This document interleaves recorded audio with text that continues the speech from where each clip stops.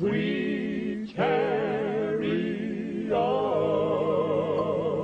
Why don't you swing down? First formed in 1934, the Blackwood Brothers made a reputation for themselves on the radio during the 40s. The lineup eventually settled around bass singer Bill Lyles and James and R.W. Blackwood. James Blackwood is about your best second tenor lead. R.W. Blackwood at that time had a fantastic baritone voice, and Bill Lyles, the bass, just as smooth as you could be.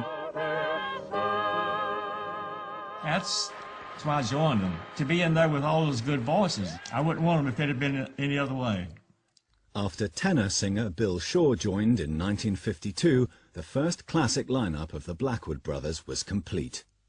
Here's a song we have many requests for. It's entitled, I'll Tell It Wherever I Go. A song for you by the Blackwood Brothers Quartet, featuring Bill Shaw, our high tenor singer, on the solo part, and Bill Lyles doing the bass fiddle part. I'll tell of the Savior. I'll tell of his favor. Bill Shaw was a tremendously high tenor singer, and what made them so good at that time was their high-ranged harmony. And if I were dying with just one word to say, I speak it for Jesus. Then breathe my life away, 'cause he'll be. The Blackwood Brothers' unique harmonies meant that they became the first real stars of white gospel. They won a prestigious TV talent show and played to packed auditoriums around the South.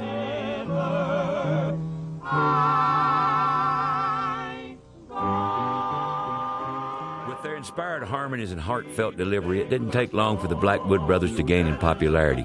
They toured from church to church and sang on numerous radio shows. I remember hearing them on the radio, I think it was every day at noon, from Shenandoah, Iowa. And I'll never forget, the announcer, before the Blackwood Brothers would come on, would say, as deep-rooted as the cypress trees, so are the Southland spirituals, brought to you by whatever sponsor, and sung by the Blackwood Brothers Quartet from Shenandoah, Iowa. For those at the top, traveling was easier. The Blackwood Brothers flew to their concerts in a private aircraft, which the group piloted themselves. But on the evening of June 30th, 1954, tragedy struck. It was in Clanton, Alabama. They were to do a concert there that night, and the promoter's son wanted to ride in their twin-engine Beechcraft. And so R.W. Blackwood, the pilot, decided that he and Bill Lyles, the bass singer, would take the promoter's son up for a little joyride before the concert. They were going to take off, and it was unlit. And this was about dusk. Took off, went out. Instead of going out the usual way, it went out by like that, and then all of a sudden, it just went up, just got in that position. He couldn't pull out of it, so it stalled, fell to the ground, and crashed. It burst into flames, you know, and then they were all killed. We never did fly anymore.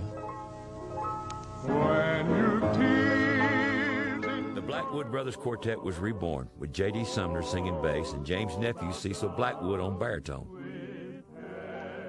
Their first concert together was scheduled for Clanton, Alabama, the site of the plane crash. This was about a month and a half after the plane crash. And right back to the airport hangar, we did a concert without even rehearsal.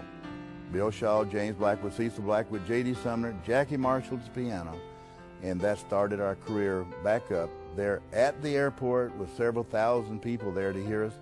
And Elaine Blackwood, R.W.'s widow, Ruth Lyles, Bill Lyles' widow, they were there, and the kids. We introduced them. But I remember being there. I remember them introducing Cecil. But I think the one that got me the most was J.D. Sumner. All I know is I saw a guy just stand up, looked like he went all the way to the top of the mountain as big as he was. J.D. Sumner built a bridge that night to R.W.'s son Ron, establishing a loving bond that would last for the rest of his life. He said, nobody could take your daddy's place. He said, I'm here to help. And J.D. was my friend the day he died.